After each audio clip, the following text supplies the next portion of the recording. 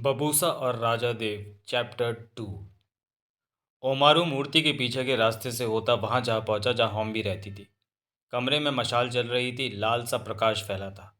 हॉम्बी अपने बिस्तरे जैसे पत्थर पर लेटी हुई थी। उसका झुर्रियों से भरा चेहरा सोच में डूबा हुआ था।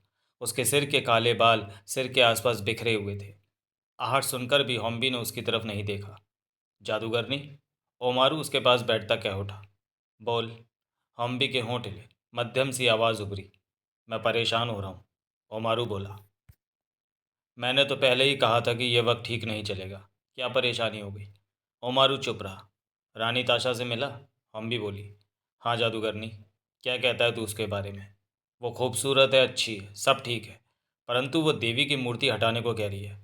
हम भी उठ बैठी। चिंता भरी निगाहों से ओमारू को देखा। देवी की मूर्ति?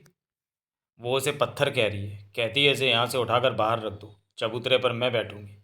यह अनर्थ है, हम भी के होठों से निकला। मैंने तो पहले ही कहा था कि पोपा के आने से हमारा कोई भला नहीं होगा, कुछ नुकसान ही हो सकता है। मुझे कुछ ठीक नहीं लग रहा। तुम्हारा जादू क्या कहता है? ओमारू ने पूछा।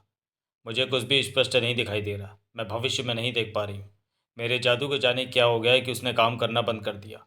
भविष्य में झांकती हूँ तो धुंधला सा दिखता है, स्पष्ट नहीं। मैं क्या करूँ जादूगरनी? जाति का सरदार है, जाति के भले के लिए जो ठीक लगता है वो कर। हम भी बोली। रानी ताशा हमारी दोस्त है। तेरे को जाति प्यारी है या दोस्ती? जाति। तो सख्ती से कह दे उसे कि दोस्तों की तरह मेहमान बन के रहे। हम भी शांत स्वर में बोली। ये कहना ही होगा। ओम भी गंभीर था।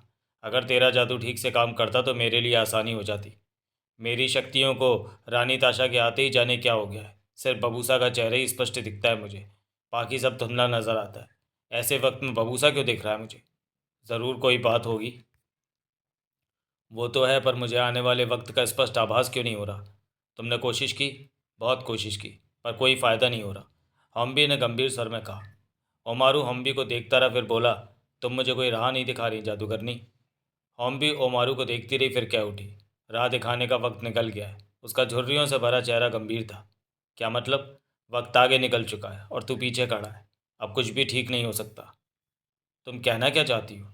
अब कुछ भी कहने का कोई फ़ायदा नहीं, तूफान उठ चुका है, उसे अब रोका नहीं जा सकता। तबाही होगी। इस जाति के पुरखों ने सदूर ग्रह के लोगों से दोस्ती करके भूल की। उस भूल की सज़ा आज के लोग भुगतेंगे। तुम्हारा मतलब कि तुम्हें सब पता है कि क्या होने वाला है? ओमारू का सर तेज हो गया। ओम्बी ने सहमति से अपना झुर्रियों भरा चेहरा हिलाया। क्या? मुझे सब कुछ स्पष्ट। अब कोई फ़ायदा नहीं होगा, तूफान उठ चुका है, बर्बादी होकर रहेगी। हम्बी ने कहा। कुछ बताओ तो कि। मेरा चुप रहना ही जाति के लिए बेहतर है। मैं जिंदा रहूंगी तो जाति को फिर से राह दिखाने की कोशिश करूंगी, परंतु अब कुछ भी ठीक नहीं हो सकता। तुमने ये सब पहले क्यों नहीं बताया? मेरे जादू ने कुछ वक्त के लिए काम करना बंद कर दिया था। हमारी दुश्मन रानी ताशाई है ना? सही सोचा। रानी ताशाई हमें बर्बाद करेगी। ओमारू के दांत भिज गए। हाँ। फिर तो कोई समस्या नहीं, ओमारू कुर्राया। मेरे योद्धा भी रानी ताशा को ख़त्म कर। ऐसी भूल मत कर देना ओमारू। क्या मतलब? रानी ताशा को मारा नहीं जा सकता, वो बहुत चालाक है, शातिर है। उसके पास गजब तरह के हथियार हैं। वो पलों में पूरी जाति की जान ले लेगी। अब उसके कदम वापस नहीं जा सकते। ऊपर से उसे सोमात का सहारा है, जो कि तारों और धातु का बना इंसान है। मैंने बहुत कुछ देखा है कि अब बर्बादी होगी। हम भी ने गंभीर स्वर में कहा और पास ही रखी कंघी उठाई और अपने बालों में फेरने लगी। ओमारू होठ पीछे अम्बी को देखता रहा। तुमने अपना काम ठीक से नहीं निभाया। तुम तब ये बात मुझे बता रही हो जब रानी ताशा यहाँ पहुँची। अगर ये सब मुझे पहले बता दिया होता तो मैं पोपा को नीचे नहीं उतरने देता, ओमारू गुस्से से बोला। उस वक्त तक तो ज़्यादा मुझे भी नहीं पता था। अब तुम रानी ताशा को मारने से मना कर रही हो? मैंने मना नहीं किया, सलाह दी है। अगर तुमने रानी ताशा को मारा तो उसके साथ आए लोग यहाँ सबको मार देंगे। ये खतरनाक हथियार साथ लाए हैं। मैं देख रही हूँ कि अगर इन्हें कुछ कहा गया तो यहाँ कोई भी जिंदा नहीं बचेगा। कुछ ना कहा जाए इन्हें तो तब जाति के लोग बच जाएंगे। बाद में हम फिर से सामान्य जीवन बिताने लगेंगे। बर्बादी होगी तो अवश्य, परंतु कम होगी। अब तेरे मन में जो आता है तू वही कर, हम्बी ने कहा। तू कोई रास्ता नहीं दिखाएगी जादूगरनी? ये सब कहकर मैंने तेरे को रास्ता ही दिखाया है। रानी ताशा किस तरह की बर्बादी करेगी तेरे सामने आ जाएगा। तू नहीं बताएगी? कोई फ़ायदा नहीं होगा। फ़ायदा होने का वक्त निकल चुका है। जाति को बचाना है तो मेरे कहने पर चल और रानी ताशा को संभाले रख। तभी सब कुछ बचा रह सकता है, हम्बी ने कहा। पर रानी ताशा तो अपने राजा देव को पृथ्वी से ले जाने आई है, ओमारू परेशान से बोला। इस काम में वो अपने और भी मतलब साध रही है। आगे जो होने वाला है वो संभाल। अपनी जाति को बचा। रानी ताशा के इरादे ठीक नहीं है, वो हमें सिर्फ नुकसान ही पहुंचाएगी और हम कुछ नहीं कर सकते। जादूगरनी, हम उसके साथ आए आदमियों को फ़ौरन ख़त्म कर सकते हैं। उसके बाद रानी ताशा अकेली रह जाएगी और कुछ नहीं कर सकेगी। मैं उसे भी मार दूंगा, सब ठीक हो जाएगा। ओमारू कह उठा। जितने लोग रानी ताशा के साथ बाहर हैं उससे ज़्यादा भीतर हो सकते हैं। भीतर पोपा के? ओमारू के ओठों से निकला। हम भी मुस्कुरा पड़ी। बोली, रानी ताशा को कम मत समझ, बहुत कुछ है उसके दिमाग में, वो सिर्फ बर्बादी फैलाएगी। ओमारू का चेहरा कठोर हो गया। वो हम्बी को देखता रहा, फिर उठ खड़ा हुआ। ओमारू हम्बी से मिलने के बाद बोबला से मिला।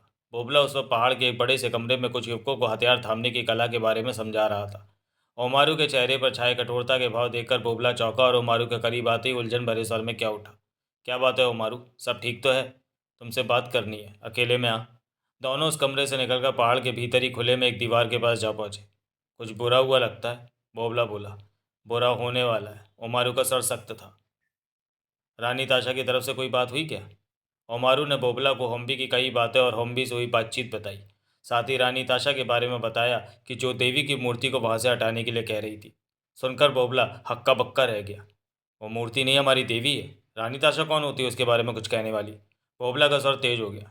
मैंने रानी ताशा को यही कहा कि वो मूर्ति हमारी देवी है। रानी ताशा अपनी औकात से बाहर की बात कर रही है। बोबला गुस्से में आ गया। उसकी हिम्मत कैसे हुई हमारी देवी की मूर्ति के बारे में ऐसा कहने की? हम रानी ताशा को यहाँ से निकाल देंगे। इस बारे में जादूगरनी जो कहती है तो मैं बता ही चुका हूँ, ओमारू ने होठ बींच कर कहा। बोबला ओमारू को देखने लगा। हम भी कहती है कि रानी ताशा के पास खतरनाक हथियार है, वो हमें बर्बाद कर देगी। अगर हम खामोश रहे तो जाति बच सकती है। हम भी की सलाह है कि हम खामोश रहें, ओमारू ने कहा। लेकिन रानी ताशा करना क्या चाहती है? बोबला के माथे पर बल नजर आ रहे थे। जादूगरनी इस बारे में स्पष्ट नहीं बता रही। क्यों? जादूगरनी शायद समझ चुकी है कि हमें कुछ ना बताने में ही हमारा भला है, तभी वो चुप है। रानी ताशा हमारी देवी की मूर्ति को उठाकर बाहर रखने को कह रही है। इस बात को कोई नहीं सहेगा। खून बहेगा ओमारू, और हमारे योद्धा कुछ ही पलों में रानी ताशा से ही सबको खत्म कर देंगे। जादूगरनी कहती है कि पोपा में और भी लोग हैं, वो हमें मार देंगे। ओमारू गुर्राया। बोबला के चेहरे पर सख्त भाव दिखाई दे रहे थे। हम पोपा के भीतर जाकर उन्हें मारेंगे। जादूगरनी कहती है कि उनका मुकाबला करने में हमारा नुकसान है। ये थोड़े से लोग हैं, हम इन्हें मार देंगे। तुम जादूगरनी के शब्दों की परवाह नहीं कर रहे, तो तुम क्या कहते हो कि क्या करें हम? यही तो समझ नहीं आ रहा, ओमारू ने दांत बीच कर कहा। जब से बबूसा यहाँ से गया है तब से हमारा चैन छिनता जा रहा है। जब से धरा नाम की वो लड़की यहाँ से होकर गई है तब से हमारे योद्धा जान गंवाने लगे। पहले बबूसा को लेकर हम परेशान थे, और अब रानी ताशा की तरफ से मुसीबत आने वाली है। हम हाथ पर हाथ रखे बैठे तो नहीं रह सकते, हमें कुछ करना होगा। परंतु जादूगरनी कहती है कि हम कुछ ना करें। आखिर रानी ताशा चाहती क्या है? बोबला क्या उठा। ये पता नहीं, ओमारू ने सोच भरे स्वर में कहा। जब तक दुश्मन के इरादे का पता ना हो उस पर हमला करना बेवकूफ़ी होगी ओमारू। तुम उन पर हमला करने की सोच रहे हो? खुद पर कोई मुसीबत आती है तो हमारे योद्धा किस दिन काम आएंगे? बोबला ने खतरनाक स्वर में कहा। और जादूगरनी, वो जो कहती है हमारा खामोश रहना ही बेहतर। मैं जादूगरनी की बात को नहीं मानता। अगर कोई हमारे घर में घुसकर हम पर हमला करे तो हम खामोश कैसे रह सकते हैं? क्या जादूगरनी पसंद करेगी कि कोई इसे चाटे मारता रहे और वो खामोश रहे? ओमारू के चेहरे पर सोच के भाव उभरे। पहले हमें रानी ताशा के इरादों को समझना होगा, बोबला क्या उठा। फिर कुछ विचार करेंगे। मेरे ख्याल में हमारे पास काफ़ी वक्त है, ओमारू बोला। हम मुकाबले की तैयारी कर सकते हैं। तुम ठीक कहते हो, हमारे पास करने को बहुत काम है। सोचो ओमारू, हम क्या करें? मैं रानी ताशा से बातचीत करके उसका इरादा जानने की चेष्टा करूंगा। वो क्या चाहती है और क्या करने वाली है।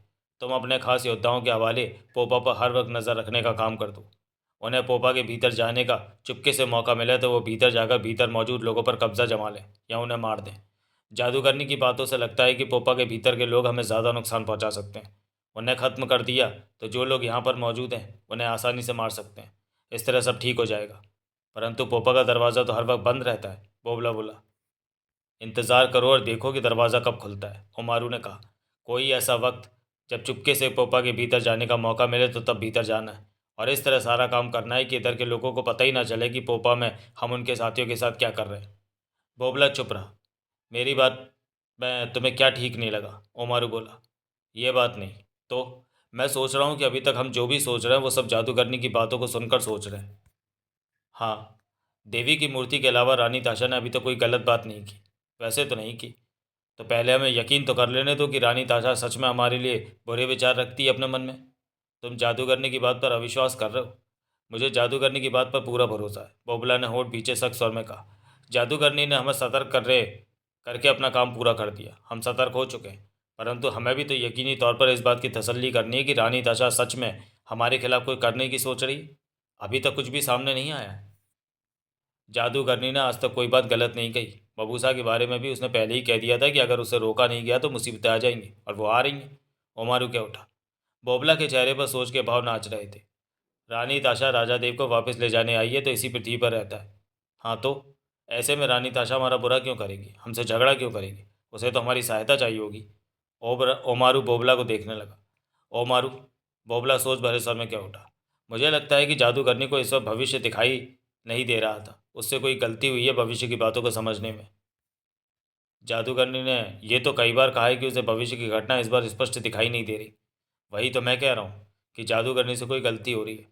रानी ताशा हमारी दुश्मन नहीं बन सकती, वो हमारा बुरा नहीं सोच सकती। इससे उसे कोई फ़ायदा नहीं होने वाला। वो तो राजा देव को ढूंढने की सोच रही होगी। राजा देव की बात की थी मैंने, परंतु रानी ताशा ने कहा कि उसे राजा देव को ढूंढने की कोई जल्दी नहीं है। उससे पहले और भी काम करने हैं। मुझे नहीं समझ आया कि उसके और काम क्या हैं। बोबला सोच भरी निगाहों से ओमारू को देखने लगा। अब मैं जो कहता हूँ वो करो बोबला, ओमारू बोला। क्या? हमें सतर्क रहना होगा। पोपा पर हर वक्त नज़र रखनी होगी और इस काम में विश्वासी आदमियों को लगाना होगा जो किसी को भी ना बताए कि हम क्या सोच रहे हैं। जहाँ पर गड़बड़ देखो तो हम हरकत में आ। एक बात मुझे खटक रही है, बोबला ने कहा। रानी ताशा के लोग पोपा के भीतर क्यों बैठे हैं? कुछ बाहर आ जाए तो कुछ भीतर।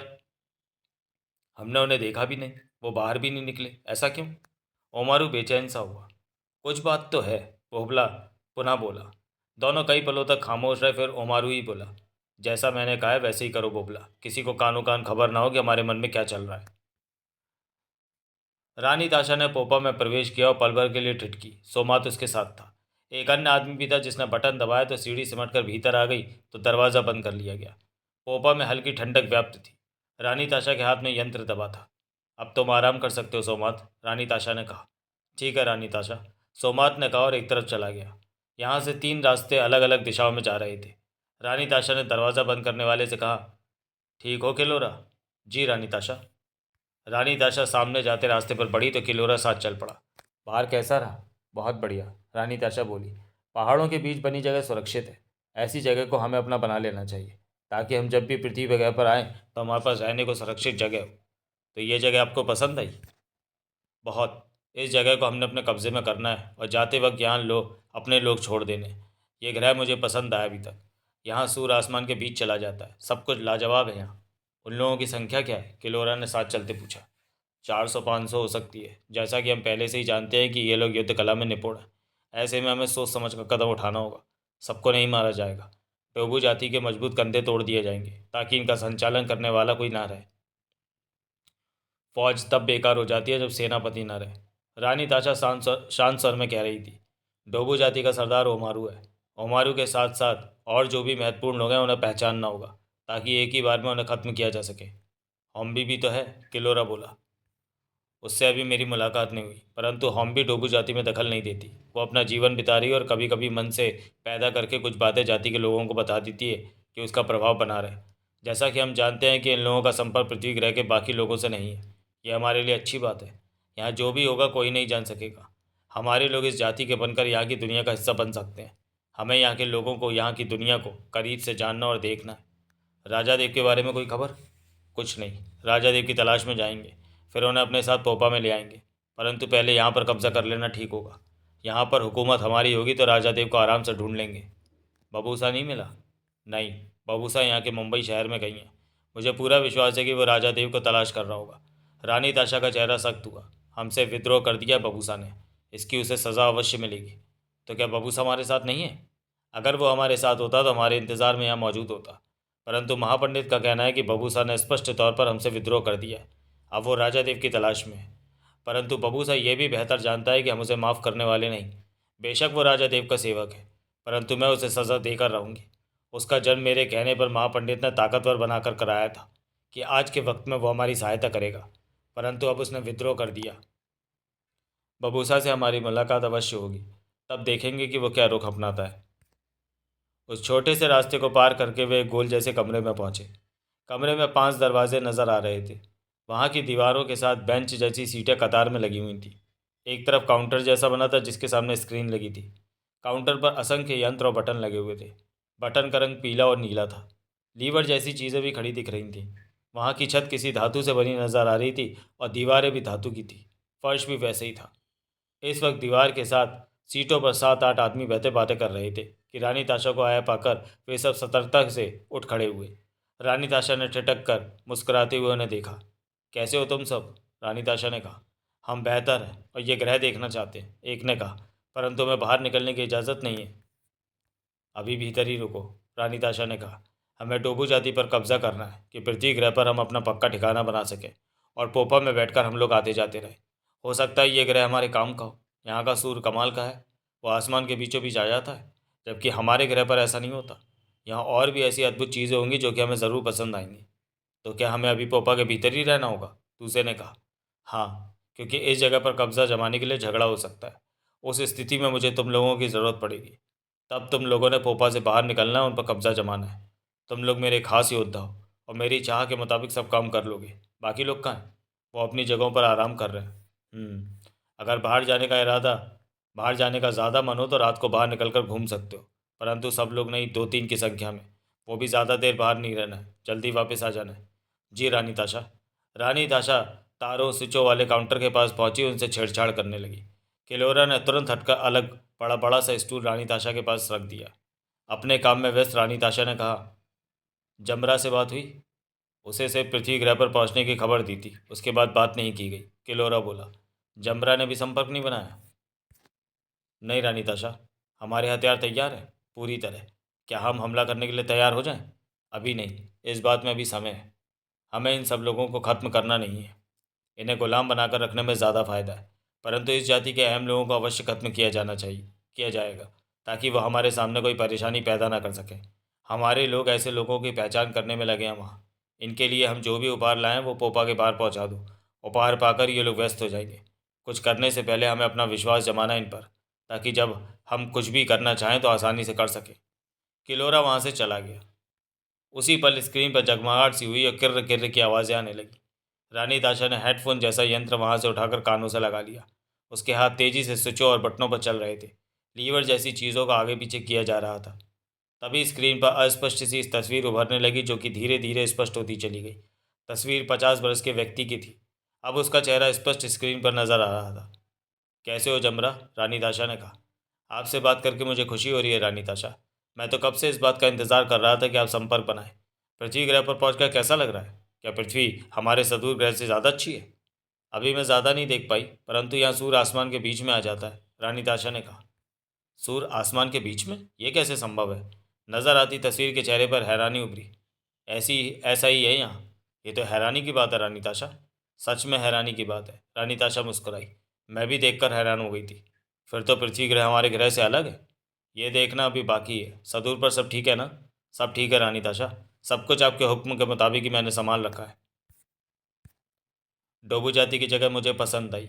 यह जगह पृथ्वी पर हमारे रहने का अच्छा ठिकाना बन सकती है। तो डोबू जाति का क्या होगा?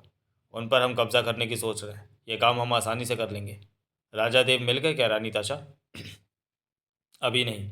डोबू जाति पर कब्जे के बाद मैं राजा देव को तलाश करूंगी। साथ ही इस ग्रह को अच्छी तरह देखना है। अगर ये मुझे पसंद आया तो हम इस ग्रह पर कब्जा करने की कोशिश करेंगे। क्या ऐसा संभव है? पता नहीं, ये मेरा विचार है। क्या पता इस ग्रह के लोग हमसे कमज़ोर हो। डोबू जाति के हालात देखकर तो लगता है कि यहाँ के लोग बहुत पीछे का जीवन जी रहे हैं। बाकी बातें बाद में पता चलेंगी। तो महापंडित को लाइन दो। इस वक्त वो अपने ठिकाने पर होगा। मेरे पास कम वक्त है, तुम्हारी लाइन पर ही उससे बात करूँगी। मैं अभी महापंडित साहब की बात कराता हूँ रानी ताशा, लेकिन मैं कुछ कहना चाहता हूँ। कहो जमरा। आप राजा देव को लेने पृथ्वी पर गई हैं तो क्यों ना राजा देव पर ही ध्यान दिया जाए। कहीं ऐसा ना हो कि डोबी जाति से उछलकर हमारा नुकसान हो जाए, आप राजा देव तक ना पहुँच सकें। ऐसा कुछ नहीं होगा। डोबू जाति हमारे सामने बेहद कमज़ोर है। उन पर काबू करने में हमें कोई समस्या नहीं आएगी। तो महापंडित को लाइन दो, अभी मेरे पास वक्त कम है। जी। रानी ताशा कानों पर हेडफोन लगाए खड़ी रही। स्क्रीन पर से जमरा की तस्वीर गायब हो गई थी। करीब 5 मिनट का लंबा इंतजार करने के बाद स्क्रीन पर एक अन्य व्यक्ति का चेहरा दिखाई दिया। गोल सा, कुछ मोटा चेहरा, फूला फूला सा। वो मुस्कुराया, फिर बोलता दिखा। रानी ताशा को महापंडित का नमस्कार। हेडफोन के माध्यम से नर्म सी आवाज़ रानी ताशा के कानों में पड़ी। पृथ्वी पर सुरक्षित पहुंच जाने की बधाई हो। तो अब आप डोबू जाति पर कब्जा करने की सोच रही हैं? जमरा ने तुम्हें बताया? नहीं रानी ताश नहीं रानी ताशा, ये बात तो मैं पहले ही जान चुका हूँ। महापंडित की आवाज़ आई। तुम अपनी विद्या के दम पर मेरी छानबीन करते रहते हो। आपके भले के लिए रानी ताशा। क्या मैं सफल रहूंगी अपनी कोशिश में? पूरी तरह। राजा देव के बारे में मुझे जानकारी दो। मेरे ख्याल में वो मुंबई नाम के शहर में है। रानी ताशा बोली। आपका ख्याल सही है। राजा देव मुंबई नाम के शहर में है। महापंडित की आवाज़ आई। कहाँ पर? बेहतर रहेगा कि पहले आप डोबू जाति का काम निपटा लें। उसके बाद मैं राजा देव के बारे में सारी जानकारी आपको दे दूंगा। कुछ काम बाकी है, तब तक मैं उन्हें भी पूरा कर लूँ। क्या मैं राज क्या मैं राजा देव को सदुग्रह पर ले जाने में सफल रहूंगी? अभी कह नहीं सकता। महापंडित की सोच भरी आवाज़ रानी ताशा के कानों में पड़ी। मैंने अपनी विद्या का इस्तेमाल करना चाहा इस बात के लिए तो साफ तौर पर कुछ नहीं जान पाया, परंतु बबूसा का रूप मेरे सामने ज़रूर आता रहा। संभव है बबूसा की तरफ से आपको समस्या पैदा। बबूसा को सोमात आराम से संभाल लेगा, रानी ताशा ने कठोर स्वर में कहा। जानता हूँ। तुम इस बारे में मुझे कुछ स्पष्ट नहीं बता पा रहे हो महापंडित। सदूर और पृथ्वी में काफ़ी दूरी है रानी ताशा। मेरी मशीनें ज़्यादा दूरी की वजह से ठीक तरह काम नहीं कर पा रही। मैं इस वक्त अपनी मशीनों का दायरा बढ़ाने पर लगा हूँ। इसमें कुछ वक्त लगेगा। मैंने तो आपको पहले ही कह दिया था कि पृथ्वी पर आपकी ज़्यादा सहायता नहीं कर पाऊँगा। तुम्हें ये तो पक्का पता है ना कि राजा देव कहाँ पर है? वो मालूम कर चुका हूँ। आपको राजा देव तक पहुँचा दूंगा। मैं तुमसे फिर बात करूंगी महापंडित। कहने के साथ ही रानी ताशा ने हेडफोन उतार कर रखा और दो लीवरों को खींचने के बाद कुछ स्विच दबाए तो स्क्रीन पर नजर आती महापंडित की तस्वीर हट गई। रानी ताशा के चेहरे पर सोच भरी गंभीरता नजर आ रही थी। उसने अपना यंत्र उठाकर हाथ में पकड़ा और पलटी। वो 6-7 लोग अभी तक खड़े थे। तैयार रहना, कभी भी तुम सबकी ज़रूरत पड़ सकती है। कहने के साथ ही रानी ताशा आगे बढ़ी और एक रास्ते में प्रवेश कर गई। 10 फुट आगे जाकर वो रास्ता खत्म हुआ तो गैलरी आ गई। रानी ताशा दाईं तरफ मुड़ते हुए आगे बढ़ी और सीढ़ियाँ आने पर सीढ़ियों पर चढ़ गई। सीढ़ियाँ खत्म होते ही ऊपर की गैलरी में जा पहुंची तो आगे बढ़ने के बाद एक कमरे का दरवाज़ा खोला और भीतर प्रवेश करते हुए दरवाज़ा बंद कर लिया। पोपा में यह कमरा उसका था। सोमात के अलावा यहाँ कोई नहीं आ सकता था। हाथ में थाम रखा ट्रांसमीटर जैसा यंत्र एक तरफ रखा और सोच भरे अंदाज में अपने कपड़े उतारने लगी।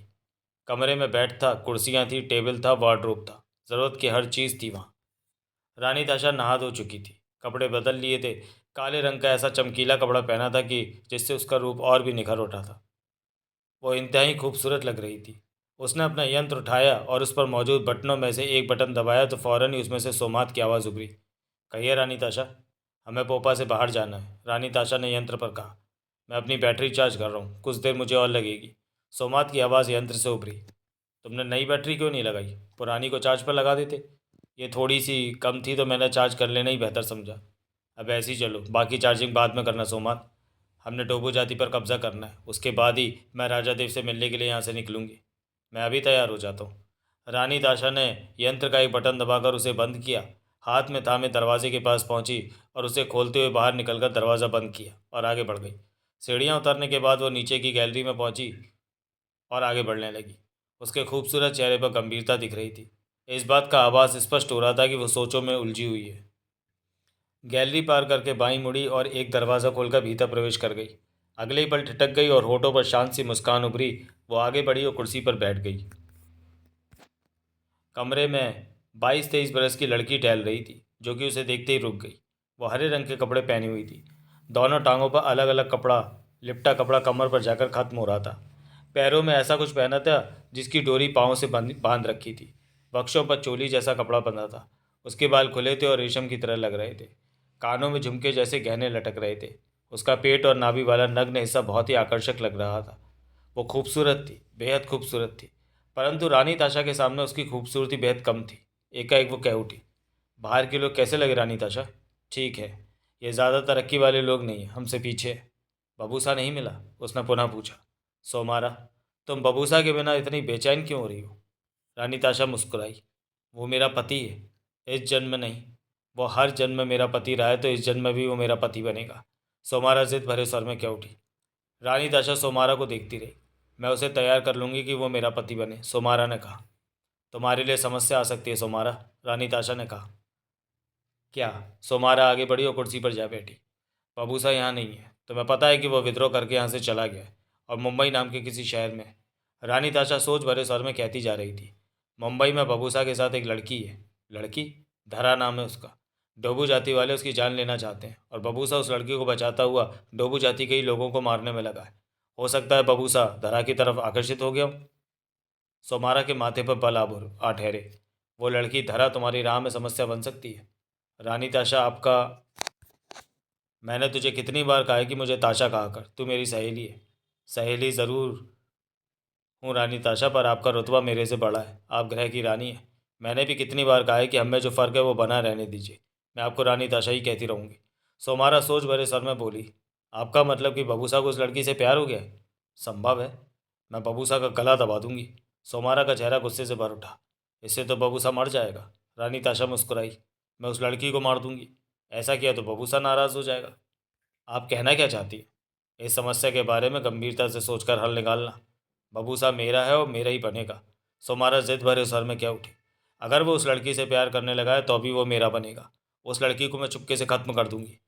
सोमारा, रानी ताशा ने कहा, मैं तेरे को इसलिए अपने साथ पृथ्वी पर लाई हूँ कि तेरे द्वारा बबूसा पर काबू पाया जा सके, क्योंकि बबूसा जानता है कि तू बीते जन्मों में उसकी पत्नी रही है। महापंडित ने हर बार तुझे बबूसा की पत्नी के रूप में ही बनाया है, क्योंकि तू महापंडित की छोटी बहन है और तूने हर बार बबूसा को चाहा है। परंतु इस बार बबूसा के हालात दूसरे हैं। बबूसा ने सदूर ग्रह पर नहीं, पृथ्वी ग्रह पर परवरिश पाई है। वो राजा देव के मामले में उलझ गया है। मेरे से विद्रोह कर बैठा है। वो मेरे खिलाफ चलने की चेष्टा कर रहा है। आप कहना क्या चाहती हैं? इस जन्म में बबूसा तेरा नहीं बन पाएगा, किसी और को चुन ले। मैं समझी नहीं रानी ताशा। सोमारा क्या उठी। बबूसा को विद्रोह की सज़ा ज़रूर मिलेगी। रानी ताशा का स्वर सख्त हो गया। और वो सज़ा क्या होगी? साधु ग्रह पर बबूसा को ले जाकर जन्म भर के लिए कमरे में बंद कर देना। सोमारा गंभीर हो उठी। मेरी खातिर बबूसा को माफ़ नहीं किया जा सकता, सोमारा बोली। बबूसा का जुर्म संगीन है। वो राजा देव को मेरे खिलाफ भड़काना चाहता है। मैं चाहती हूँ राजा देव को मेरे बारे में जो भी याद आए सदूर ग्रह पर जाकर याद आए, जबकि बबूसा अभी उन्हें सब कुछ याद दिला देना चाहता है। अगर मैं बबूसा को इस राह पर जाने से रोक लूँ तो? सोमारा ने पूछा। तब बबूसा को माफ़ किया जा सकता है, रानी ताशा ने कहा। मैं बबूसा को रोक लूँगी, वो मेरी बात मान जाएगा। ये अच्छी बात होगी। वो लड़की धरा खूबसूरत है। मैंने उसे नहीं देखा, परंतु बबूसा ने पसंद किया उसे तो वो खूबसूरत ही होगी। मैं बबूसा के पास जाना चाहती हूँ रानी ताशा। पहले यहाँ मामला ठीक कर ले, उसके बाद ही। यहाँ का मामला क्या है? डोबू जाति की यह जगह मुझे अपना ठिकाना बनाने के लिए पसंद आ गई है। साधु ग्रह का ये जगह ठिकाना बनेगी कि जब भी हमारे लोग आएँ पोपा पर तो यहाँ खामोशी से रह सकें और अन्य जगह पर जाकर यहाँ की दुनिया के बारे में जानकारी ले सकें। अब हमने इस जगह पर कब्जा करना है, रानी ताशा ने कहा। यह कब होगा? आज कल में हो जाएगा। डोबू जाति की जगह पर मौजूद मेरे लोग सोच समझ रहे हैं कि कैसे इस काम को किया जाए। हम डोबी जाति को ख़त्म करना नहीं चाहते। वो लोग हमारे काम आएंगे, परंतु जो मुख्य लोग हैं उन्हें ख़त्म कर दिया जाएगा। मुझे सिर्फ बबूसा में दिलचस्पी है। सोमारा मुस्कुरा करके उठी। 2 दिन लग जाएंगे मुंबई की तरफ रवाना होते होते। रानी ताशा मुस्कुरा पड़ी। तुम चाहो तो तुम भी पोपा के बाहर डोबू जाति में जाकर देख सकती हो कि वहाँ के लोग कैसे हैं। मैं खुद को बबूसा की सोचों में व्यस्त रखना चाहती हूँ। तो मैं धक्का पहुँचेगा अगर बबूसा उस लड़की को प्यार करने लगा हो तो। मैं उस लड़की की परवाह नहीं करती। बहुत मौके मिलेंगे उसे ख़त्म करने के, और बबूसा को पता भी नहीं चलेगा कि ये काम मैंने किया है। बबूसा सिर्फ मेरा है और मेरा ही रहेगा। बबूसा को संभालना तुम्हारा काम है, तभी तुम्हें साथ लाई हूँ। रानी ताशा ने कुर्सी से उठते हुए कहा। यहाँ का सूर्य आश्चर्यजनक है। वो आसमान के बीचों बीच आ जाता है। हमारे ग्रह का सूर्य तो बिल्कुल अलग है। सच में? हाँ, तुम बाहर जाकर देख सकती हो। मैं ज़रूर देखूंगी, परंतु तुम जल्दी से अपना काम पूरा करो कि हम बबूसा की तरफ जा सकें। सोमारा बोली। राजा देव के बारे में कोई नई खबर मिली क्या? महापंडित जानता है कि राजा देव कहाँ पर है। जब हम मुंबई पहुँचेंगे तो वो मुझे बता देगा। राजा देव को देखने के लिए तुम बेचैन तो बहुत हो रही होगी रानी ताशा। बहुत। रानी ताशा ने गहरी सांस ली। राजा देव तो मेरे दिल की धड़कन है, जैसे कि बबूसा मेरे दिल की धड़कन। राजा देव उससे भी ज़्यादा मेरे को प्यारे हैं। मैं तुम्हें बता नहीं सकती सोमारा। मेरी दुनिया राजा देव से शुरू होकर राजा देव पर ही ख़त्म होती है। मैं पागल हो गई थी जब मैंने राजा देव को धोखा दिया, उनके साथ बुरा किया। उस बात का इतना पश्चाताप है मुझे कि हर जन्म राजा देव के नाम पर ही बिताए जा रही हूँ, रानी ताशा ने कहा और पलट कर कमरे से बाहर निकल गई। पोपा के भीतर के रास्तों को पार करती रानी ताशा आगे बढ़ने लगी। चेहरे पर गंभीरता नजर आ रही थी। रास्ते में कोई मिलता तो आदर से सिर हिला देता था। फिर रानी ताशा पोपा के भीतर के एक ऐसे हिस्से से गुजरी जो कि बर्फ़ की तरह ठंडी जगह थी। वहाँ सर्द तापमान था। उसके बाद वो फिर पोपा के सामान्य हिस्से में आ गई। इस वक्त वो ऐसी तंग गैलरी से निकल रही थी जो एक ही व्यक्ति के आने जाने के लिए थी। उसके बाद एक कमरे में प्रवेश कर गई। ये सामान्य सा कमरा था। कमरे में किलोरा एक टेबल की ड्रॉज को खोले वहाँ कुछ कर रहा था। रानी ताशा ने उसे देखा। आहट पाकर वो सीधा हुआ और रानी ताशा को देखते ही मुस्कुराकर बोला, उपहारों को पोपा के बाहर गिरा दिया गया है रानी ताशा। अभी ये काम पूरा करके यहाँ पहुँचा हूँ। क्या उन्होंने उपहार उठा लिए? नहीं, मैंने स्क्रीन पर देखा है। वो दूर खड़े होकर उत्सुक निगाहों से उपहारों को देख रहे हैं। रानी ताशा मुस्कुराई। मैं और सोमात बाहर जा रहे हैं। हमारे लोगों ने अब तक क्या खबर दी? वो पहाड़ के भीतर की सारी जगहों को देख चुके हैं। वो ऐसे लोगों को पहचान चुके हैं जो डोबू जाति के लोगों को कंट्रोल करते हैं और जाति के बड़े माने जाते हैं। हमारे लोग आपसे बात करना चाहते हैं। मैं उनके पास ही जा रही हूँ। यंत्र पर उन्हें मेरे आने के बारे में बता दो कि वे मुझसे बात कर लें। इधर तुम सारी तैयारी रखो, कभी भी कुछ भी हो सकता है। मुझे तुम लोगों की ज़रूरत पड़ सकती है। हम तैयार हैं, परंतु बाहर हमारे लोगों का कहना है कि उन्हें पीछे के रास्ते की तरफ जाने से रोक दिया गया कि वहाँ पर जादूगरनी आराम कर रही है, किलोरा ने कहा। जादूगरनी? रानी ताशा के होंठ सिकुड़े। अब इससे भी मिलना पड़ेगा। किलोरा ने पोपा का दरवाज़ा खोला तो सामने डोबू जाति के लोगों की भीड़ दिखाई दी। वो सब उत्सुक निगाहों से पोपा से गिराए गए बड़े बड़े बंडलों को देख रहे थे, जो कि बहुत ज़्यादा संख्या में इधर उधर बिखरे हुए थे। किलोरा ने पोपा की सीढ़ी खोलनी चाहिए तो उन बंडलों में अटक कर वो पूरी नहीं खुली। पोपा के दरवाजे से ज़मीन मात्र 12 फुट नीचे थी। रानी ताशा ने ज़रा भी इंतज़ार नहीं किया और बड़े आराम से नीचे कूद गई। सोमात ने भी ऐसे ही किया। किलोरा ने पोपा का दरवाज़ा बंद कर लिया। रानी ताशा ने वहाँ की भीड़ को देखते हाथ हिलाया। हम तुम्हारे दोस्त हैं, रानी ताशा ने ऊंचे स्वर में कहा। यह उपहार तुम लोगों के लिए। वहाँ हर तरफ बंडल ही बंडल बिखरे दिखाई दे रहे थे। डोबू जाति के लोग रानी ताशा के शब्द सुनते ही खुशी से चिल्लाने लगे, परंतु कोई आगे ना बढ़ा। उठा लो इस सारे सामान को, रानी ताशा ने पुनः ऊंचे स्वर में कहा। कोई आगे ना बढ़ा। सब रानी ताशा को ही देख रहे थे। रानी ताशा के होठों पर मुस्कान उभरी और सोमात से बोली, मेरे ख्याल में जब तक ओमारू नहीं कहेगा तब तक ये सामान को हाथ नहीं लगाएंगे। ये लोग अपने सरदार की इज्जत करते हैं रानी ताशा। रानी ताशा आगे बढ़ी, तभी पहाड़ के भीतरी रास्ते से निकलकर ओमारू बाहर आ गया। रानी ताशा, ओमारू मुस्कुराकर आगे बढ़ता बोला, इन कपड़ों में तुम कितनी खूबसूरत लग रही हो, पहले से भी ज़्यादा। रानी ताशा मुस्कुराई। ये सब क्या है?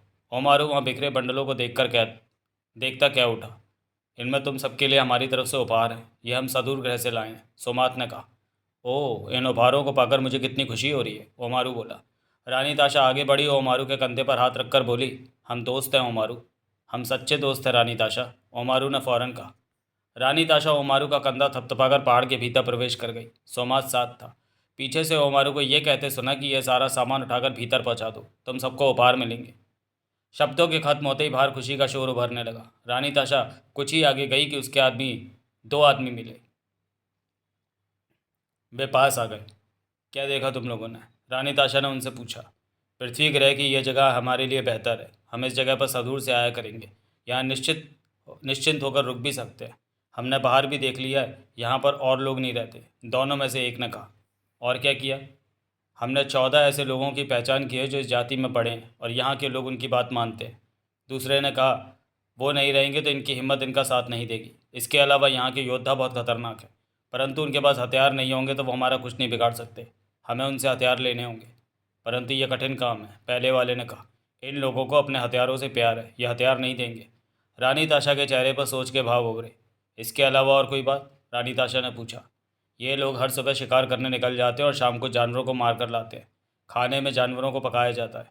खाने का बाकी सामान लाने के लिए भी रोज़ कुछ लोग आसपास की जगहों पर जाते हैं जहाँ दूसरे लोग रहते हैं। अगर इन्हें खाना नहीं मिले तो ये हमारे सामने कमज़ोर पड़ने लगेंगे। रानी ताशा ने सिर हिलाया, फिर कहा, मैं इन लोगों से हथियार ले लूँगी, ये काम मेरा है। और जो लोग शिकार करने और खाना लेने जाते हैं उन्हें रास्ते में ख़त्म कर दो। इसके लिए यंत्र पर किलोरा से बात करो, वो कोई योजना बना लेगा। तब तक लोग बड़े बड़े बंडलों को उठाकर भीतर लाने लगे थे। वो खुश थे और शोर कर रहे थे। रानी ताशा और सोमात वहाँ से आगे बढ़ गए। पीछे से ओमारू आ पहुँचा। इस बार तो बहुत ज़्यादा उपहार लाई हो तुम, ओमारू मुस्कुरा रहा था। वो साथ चलने लगा। हम दोस्त हैं ओमारू, रानी ताशा ने मुस्कुरा कर कहा। अगली बार पोपा और भी ज़्यादा उपहार लाएगा। मुझे खुशी होगी और भी उपहार पाकर। पोपा, मैं तुम्हारे लिए देवी की बढ़िया मूर्ति भी भेजूंगी। तुमने वो मूर्ति चबूतरे से उठाकर बाहर रखवा दी है ना? ऐसा नहीं हो सकेगा रानी ताशा, ओमारू गंभीर हो गया। क्यों? मेरे लोग मूर्ति को पूजते हैं, उसे वहाँ से हटाए जाना पसंद नहीं करेंगे। तुम दोस्त होकर मेरी बात नहीं मान रहे, जबकि मैंने तुम्हें नई मूर्ति देने का वादा किया। जाति मूर्ति को उठाकर बाहर रखने पर सहमत नहीं होगी, विद्रोह पैदा हो जाएगा, ओमारू बोला। तुम यहाँ के सरदार हो, तुम्हारी बात से तो हर कोई सहमत होगा। मूर्ति को बाहर रखने की बात पर नहीं। ठीक है, कल हमारा एक पर्व है ओमारू। वो क्या? सदूर ग्रह पर हम ऐसे ही करते हैं। यहाँ पर तुम हमारा साथ दो तो तभी हम पर्व मना सकते हैं। मुझे बताओ। कल हम हथियारों की पूजा करते हैं, यही पर्व होता है। सब हथियारों को एक कमरे में भरकर कमरे का दरवाज़ा बंद कर दिया जाता है। गहरे अंधेरे में रखते हैं हम हथियारों को। इससे हमारी ताकत बढ़ती है, ऐसा हमारा विश्वास है। इसलिए क्या तुम जाति के सब हथियार जो यहाँ मौजूद हैं उन्हें कल अंधेरे से भरे कमरे में रख सकते हो? यह पर्व दिन निकलने से शुरू होता है और रात बीतने तक चलता है। इस दौरान अच्छे अच्छे पकवान खाए जाते हैं और सब खुशी से गले मिलते हैं, रानी ताशा ने कहा। ऐसा हो जाएगा रानी ताशा, ये तो मामूली काम है। ओमारू फ़ौरन क्या उठा। हम कितने अच्छे दोस्त हैं। ज़रूर, मैं आज रात में ही सारे हथियार अंधेरे से भरे कमरे में रखवा दूंगा। किसी के पास भी हथियार नहीं होना चाहिए। नहीं होगा। वो कमरा सोमात को देखे बिना दिखा देना जहाँ तुम हथियार रखने की सोच रहे हो। अभी दिखा दूंगा। तुम तो जानते ही हो हमारू की जल्दी मैंने राजा देव की तलाश में मुंबई जाना है, रानी ताशा बोली। हाँ, उस सफ़र के लिए मुझे यहाँ के लोगों की तरह कपड़े चाहिए, जैसे कपड़े यहाँ पहने जाते हैं। मैं आज ही आदमी भेजता हूँ, कल तक वो कपड़े लेकर आ जाएंगे। कपड़े ज़्यादा चाहिए, 20-30 लोगों के लिए। इंतज़ाम हो जाएगा रानी ताशा, ओमारू ने कहा। तीनों तेज़ी से आगे बढ़ते जा रहे थे। तुम मेरे सच्चे दोस्त हो। अब की बार जब पोपा आएगा तो मैं तुम्हें सदूर ग्रह की सुंदर युवतियाँ तोहफे में भेजूंगी। ऐसा तोहफा लेकर मुझे बहुत खुशी होगी। ओमारू खुश हो गया। मुझे हॉम्बी से मिलना है ओमारू, रानी ताशा एकाएक कह उठी। जादूगरनी से? ओमारू के होठों से निकला। हॉम्बी से मिलने की बहुत इच्छा है, मुझे उसके पास ले चलो। हम सच्चे दोस्त हैं ओमारू। हाँ चलो, मैं तुम्हें हॉम्बी से मिलवाता हूँ, ओमारू कह उठा। हॉम्बी बेड जैसी जगह पर बैठी अपने काले बाल फैलाए उनमें कंघी फेर रही थी। ऐसा करते समय उसके गालों पर लटकता मांस हिल रहा था। उसकी आंखें एक टक सामने की दीवार को देख रही थीं। आ गई? हॉम्बी बुदबुदा उठी। मैं जान चुकी थी ओमारू कि तू ही उसे लेकर मेरे पास आएगा। चंद पल बीते कि हॉम्बी के कानों में कदमों की आहटें पड़ने लगीं। हॉम्बी के चेहरे पर बेहद शांत भाव थे। तभी दरवाजे जैसी जगह पर आहट हुई और ओमारू ने भीतर प्रवेश करते हुए कहा, जादूगरनी, रानी ताशा तुमसे मिलने आई है। हॉम्बी ने ओमारू को देखा परंतु खामोश रही। तभी रानी ताशा ने भीतर कदम रखा। हॉम्बी ने उसे देखा, बालों पर कंघी करती रही। रानी ताशा के चेहरे पर मुस्कान छाई थी। तुम्हारी बहुत बातें सुनी थी हॉम्बी, रानी ताशा कह उठी। तुमसे मिलकर खुशी हुई। हॉम्बी ने कुछ नहीं कहा। क्या हॉम्बी मुझसे नाराज़ है? रानी ताशा ने पूछा। इसी पल सोमात ने भीतर कदम रखा। हॉम्बी की निगाह सोमात पर जा टिकी। उसे ध्यानपूर्वक देखा, फिर ओमारू से बोली, तू जा। पर मैं यहाँ रहना चाहता हूँ जादूगरनी, ओमारू कह उठा। जा तू। हम्बी के सर में इस बार आदेश के भाव थे। ओमारू खामोशी से बाहर निकल गया। तेरा नाम सोमात है? हम्बी बोली। तू सबसे खतरनाक है। तो इंसान नहीं, धातु और तारों का बना है। तेरे में कृत्रिम दिमाग बनाकर डाला गया है, पर तू हर काम में सबसे आगे है। रानी ताशा के चेहरे पर हैरानी के भाव उभरे। तू बबूसा का मुकाबला कर लेगा? हम्बी ने पुनः कहा। मैं उसे मार दूंगा। मैं तेरा भविष्य देख रही हूँ। परेशानी और कठिनाइयाँ बहुत हैं, हम्बी शांत स्वर में बोली।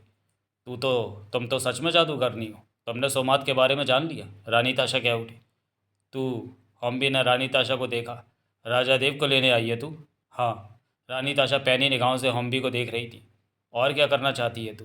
और क्या है तेरे मन में? मुझसे मत छिपा। सब जानती हूँ मैं कि तेरे इरादे क्या है। क्या है मेरे इरादे? रानी ताशा बोली। ये पूछकर तू मेरा इम्तिहान ले रही है? क्या तुझे मुझ पर विश्वास नहीं? हम्बी का स्वर शांत था।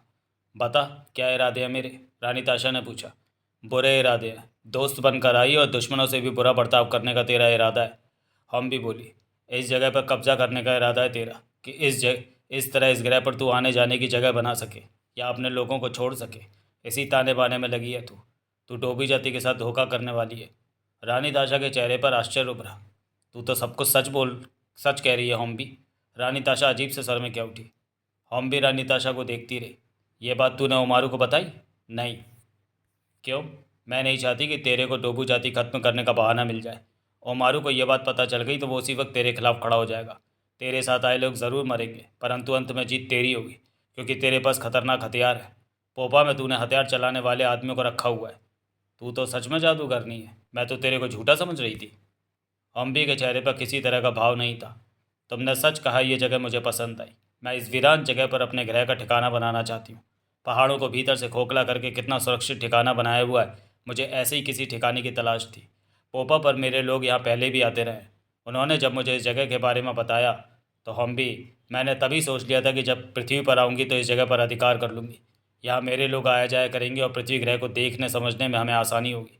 यहाँ की कोई चीज़ हमारे काम की होगी तो उसे पोपा में रखकर अपने सदूर ग्रह पर ले जाया करेंगे। मुझे ये जगह ज़रूर चाहिए। हम भी कुछ नहीं बोली, रानी ताशा को देखती रही। तूने तो सब कुछ कहकर मुझे आश्चर्य में डाल दिया। तू मेरे बहुत काम आ सकती है। मेरे साथ सदूर ग्रह चलेगी? हम भी मुस्कुराई और मुस्कान लुप्त हो गई। बोल, चलेगी ना? रानी ताशा ने पुनः पूछा। जा अपना काम कर। हम भी इस पहाड़ की तरह नहीं है जो तेरी मुट्ठी में आ जाएगी। राजा देव के बारे में सोच जिसे लेने तू आई है। उस काम में सफलता पाने की कोशिश कर। हम भी बोली। मैं राजा देव को सदूर ग्रह ले जाऊंगी ना? रानी ताशा ने पूछा। हम भी चुप रही। बताओ हम भी, मैं राजा देव को फिर पालूंगी ना? रानी ताशा बोली। मैं सिर्फ डोबू जाति को भविष्य बताती हूँ, बाहर के लोगों को नहीं। हम भी ने कहा। हम दोस्त हैं हम भी। मैं तुम लोगों के लिए कितने उपहार लेकर आई हूँ। हम भी मुस्कुरा पड़ी, उसे देखती रही। क्या बात है हम भी, तू बहुत चालाक चालाक है, चतुर है, परंतु हॉम्बी के सामने तू नन्ही बच्ची है। मैं तेरे मन और दिमाग की हर बात पढ़ रही हूँ। तू क्या सोच रही है, क्या चाहती है, सब मुझे पता चल रहा है। तू क्या करने जा रही है यहाँ, ये भी मैंने पढ़ लिया है। मैं तेरे आर पार देख रही हूँ। मेरे सामने तू शीशा है। तेरा कुछ भी मेरे से छिपा नहीं। हॉम्बी को अपनी बातों में फंसाने की कोशिश मत कर। रानी ताशा की आंखों में चमक थी। वो कह उठी। तू तो बहुत शानदार जादूगरनी है। मैं तेरे से प्रभावित हो गई। सिर्फ एक बात बता दे कि मैं राजा देव को सदूर ग्रह पर ले जाने में कामयाब हो सकूंगी या नहीं। सिर्फ हाँ या ना कह दे। हॉम्बी ने सोमात को देखा। सोमात शांत सा खड़ा हॉम्बी को देख रहा था। बता हॉम्बी, सिर्फ हाँ या ना कर दे। मैं डोबू जाति से बाहर के लोगों के सवालों का जवाब नहीं देती। तेरे को मेरे से कुछ भी हासिल नहीं होगा। मैं तेरा ना तो भला करूंगी ना बुरा करूंगी। तेरे सवाल का जवाब तो आने वाला वक्त ही देगा। हाँ ना भी नहीं कहेगी हॉम्बी? हॉम्बी मुस्कुरा पड़ी। राजा देव के बारे में कुछ बता दे हॉम्बी। एक एक रानी ताशा की आंखों में आंसू चमक उठे। तू तो जानती है कि मैं राजा देव को कितना चाहती हूँ। कई जन्म उनसे मिलने की आस में बिता दिए। तू जादूगरनी है तो मेरे मन की हर बात पढ़ चुकी होगी। बता हॉम्बी बता। राजा देव के बारे में कुछ तो बता। अच्छा ये बता, क्या कभी वो मुझे याद करते हैं? तूने ऐसा क्या काम किया राजा देव के साथ कि वो तुझे याद करे? हॉम्बी कह उठी। वो सब भूल चुका है। पृथ्वी पर जन्मों के फेर में पढ़कर उसे कुछ भी याद नहीं कि वह हकीकत में कौन है और कहाँ से पृथ्वी पर आया है। ये तेरी बातें हैं, तेरा काम है, तू जान। मैं सिर्फ डोबू जाति के बारे में ही भविष्य बताती हूँ। इतना बता दे हॉम्बी कि मैं राजा देव को सदूर ग्रह पर ले जाऊंगी ना? जवाब में हॉम्बी ने होंठ बंद कर लिए। फिर कोई शब्द मुंह से निकला ही नहीं। रानी ताशा सोमात के साथ वहाँ से बाहर निकल गई। बुरा ही बुरा नजर आ रहा हर तरफ। हॉम्बी बुदबुदा उठी। मूर्ति के पास ही ओमारू बेचैनी भरे अंदाज में टहल रहा था। वो समझ नहीं पा रहा था कि क्यों जादूगरनी ने उसे बाहर कर दिया और रानी ताशा से अकेले में बात करने लगी। तभी उसने रानी ताशा और सोमात को मूर्ति के पीछे के रास्ते से बाहर निकलते देखा। ओमारू चेहरे पर मुस्कान लाया और रानी ताशा के पास जा पहुंचा। जादूगरनी क्या बातें कर रही थी रानी ताशा? ओमारू ने पूछा। रानी ताशा ठिठकी और सोमात को देखकर कह उठी। तुम बताओ सोमात। हम भी बहुत खुश है हमारे आने से। वो जानती है कि हमारे आने से डोबू जाति की मुसीबतें दूर होंगी। सोमात ने कहा। हम भी चाहती है कि हम यहाँ पर ज़्यादा देर रुके रहें, परंतु ऐसा नहीं हो सकता। हमें अपने ग्रह पर भी जाना है। हमने उसे कहा कि हमारे द्वारा लाए तोहफों में उसके लिए भी कुछ है, तो वो खुश हुई। जवाब में ओमारू सिर हिलाकर रह गया। तुम्हारी जादूगरनी तो कमाल की है ओमारू। रानी ताशा मुस्कुराकर बोली। वो कैसे? उसने मेरे बारे में कुछ बातें बताई जो कि बिल्कुल सही थी। मैं तो उसे यूं ही समझ रही थी। जादूगरनी भविष्य के बारे में बहुत अच्छा बताती है, ओमारू ने कहा। यह बात आज मुझे पता चल गई। अब तुम खाना खा लो रानी ताशा, तुम्हारे लिए सब कुछ तैयार हो चुका है। मेरे आदमियों ने खा लिया? हाँ, वे कुछ पहले ही खा चुके हैं। सोमात खाना नहीं खाता क्या? रात को भी नहीं आया? इसे कभी भी भूख नहीं लगती। रानी ताशा मुस्कुराई। ये हम जैसा नहीं है। जो लोग पोपा के भीतर है उनसे भी कह दो कि वो बाहर आकर खाना खा लें। रानी ताशा ने शांत भाव से ओमारू को देखा, फिर क्या उठी। उनके पास खाने को बहुत कुछ है। वो बाहर क्यों नहीं आते? वे भीतर ज़रूरी काम कर रहे हैं। जब उनका काम पूरा होगा तो वो बाहर आ जाएंगे। रानी ताशा ने सामान्य सर में कहा। मैं रात वाले कमरे में जा रही हूँ, तुम मेरा खाना वहीं पहुँचा दो। ठीक है, मैं खाना लाने को अभी कहता हूँ, तुम उस कमरे तक चलो। रानी ताशा सोमात के साथ आगे बढ़ गई। रास्ते में डोबू जाति के लोग मिल रहे थे। वो उनसे मुस्कुराकर बातें कर लेती थी। वो और सोमात नज़रों से ओझल हो गए। ओमारू एक आदमी को बुलाकर रानी ताशा तक खाना पहुँचाने का आदेश देने लगा। वो आदमी चला गया तो उसे बोबला देखा, जो कि उसके पास आ पहुँचा था। तुम क्या कर रहे हो? ओमारू ने धीमे स्वर में पूछा। पोपा पर नज़र रखी जा रही है दूर रहकर, बोबला ने बताया। वो पोपा का दरवाज़ा कभी भी खुला नहीं रखते। मेरे को तो ऐसा कुछ नहीं लगा कि जिससे मुझे इनके इरादे बुरे लगे। ऐसे दोस्तों का भी क्या फ़ायदा जिनके लिए मन में शक उभरता रहे। ये मामला निपटा क्यों नहीं देते? कैसे? रानी ताशा के खाने में जहर डाल दो, उसके बाकी लोगों को हम संभाल लेते हैं। ऐसा करना ठीक नहीं होगा। मुझे रानी ताशा में अभी तो कोई बुराई दिखाई नहीं दी। और जादूगरनी जो कहती है उसका क्या? मुझे कुछ वक्त दो। जल्दी में मैं रानी ताशा जैसा दोस्त नहीं गंवाना चाहता। ओमारू ने सोच भरे स्वर में कहा। क्या तुमने कोई ऐसी बात देखी सुनी कि संदेह उठे? मैंने ऐसा कुछ नहीं देखा, परंतु रानी ताशा के आदमी जो पोपा में उसके साथ ही बाहर निकले थे वो हमारे पहाड़ के भीतर हर जगह पर घूमते रहते हैं। उनका इस तरह से घूमना मुझे अच्छा नहीं लगता। वो हमारे दोस्त भी हैं, मेहमान भी। वो कहीं भी जा सकते हैं बोबला, जैसा तुम ठीक समझो। तुम यहाँ सरदार हो। आज रात रानी ताशा अपना पर्व यहाँ मनाने वाली है। पर्व ताकत से वास्ता रखता है। रानी ताशा का कहना है कि रात के वक्त हम सारे हथियार एक अंधेरे से भरे कमरे में रख दें और कमरा बंद कर दें। दरवाजे के बाहर सोमात पहरा देगा। बाकी की रात हम सब मिलकर हंसी खुशी बिताएंगे और सुबह हथियारों वाला कमरा खोल दिया जाएगा। ये कैसा पर्व हुआ? सदूर ग्रह का पर्व है। रानी ताशा कहती है कि आज रात पर्व की रात है। तुम ऐसा करोगे? मेहमान की खुशी के लिए ऐसा करना चाहिए मैं। जैसा तुम ठीक समझो। अभी तक हमारे योद्धा उस लड़की और बबूसा को नहीं मार सके। हमारे योद्धा वहाँ अपने काम में लगे। अब हमें बबूसा की फिक्र नहीं करनी चाहिए। क्यों? रानी ताशा बबूसा से निपट लेगी। आखिर वो उसी के ग्रह का है। और वो लड़की, उसे हम अवश्य मार देंगे। रानी ताशा ने खाना खाया, परंतु कम खाया। आज उसका दिमाग उलझा हुआ था। वो सोचों में गुम दिखी। इस दौरान सोमात कमरे में टहलता रहा था। उसे खाना खिलाने में डोबू जाति की कुछ औरतें लगी थी। अंत में रानी ताशा के कहने पर वो औरतें बर्तन वगैरह ले गई। रानी ताशा के पास रखा यंत्र रानी ताशा ने पास रखा यंत्र उठाया और उसके कुछ बटनों को दबाया। कहिए रानी ताशा। यंत्र में से किलोरा की आवाज़ उभरी। क्या तैयारी हो रही है? रानी ताशा ने पूछा। हमारे आदमी डोबू जाति के महत्वपूर्ण लोगों की पहचान करने में लगे हैं। अब उनकी संख्या 17 हो गई है। हमने योजना बनाई है कि आज रात हम उन सबको ख़त्म कर देंगे। वैसे तो ये काम हम बेहद सावधानी से करेंगे और कोशिश करेंगे कि किसी को उनकी हत्या होने का पता ना चले, परंतु हमारी हरकत उनकी नज़रों में आ सकती है और वो अपने हथियारों से हम पर हमला कर सकते हैं। हमारे लोग भी मर सकते हैं। ऐसा कुछ नहीं होगा। आज रात मैं पर्व के बहाने डोबू जाति के सारे हथियार एक कमरे में बंद करवाने जा रही हूँ। ऐसे में ये चाहकर भी हम पर अपने हथियारों का इस्तेमाल नहीं कर सकेंगे। वो कमरे से हथियार निकाल भी सकते हैं। किलोरे की आवाज़ यंत्र से उभरी। ऐसा कुछ नहीं होगा। सोमात उस कमरे पर पहरे पर रहेगा। ठीक है रानी ताशा, हम आज रात के लिए तैयार हैं। मैं आपको खबर करता रहूँगा। आज जो लोग खाना लेने गए उनके बारे में कोई प्लान बनाया? मेरे ख्याल में उन्हें खाना ले आने दिया जाए। हमारा प्लान आज रात शुरू होगा। उनमें भी 3 महत्वपूर्ण आदमी हैं डोबू जाति के। रात उन्हें भी खत्म कर दिया जाएगा। इन पर कौन सा हथियार इस्तेमाल किया जाएगा? रानी ताशा ने पूछा। जोबिना का इस्तेमाल करेंगे। देखते देखते इनका शरीर राख हो जाएगा और किसी को पता भी नहीं चलेगा कि क्या हुआ। ठीक है, ऐसे ही करना। रानी ताशा ने कहा। यंत्र का बटन दबाकर उसे बंद कर दिया। सोमार ठिठका और क्या उठा। जाति के बाकी लोग भी बाद में सिर उठा सकते हैं रानी ताशा। मेरी कोशिश यही होगी कि ऐसा ना हो सके। रानी ताशा गंभीर दिखी। सोमात ने कुछ नहीं कहा। वो पुनः टहलने लगा और बोला। इस बारे में महापंडित क्या कहता है? हम सफल रहेंगे। कहते हुए रानी ताशा मुस्कुरा पड़ी। तभी ओमारू भीतर प्रवेश करते क्या उठा।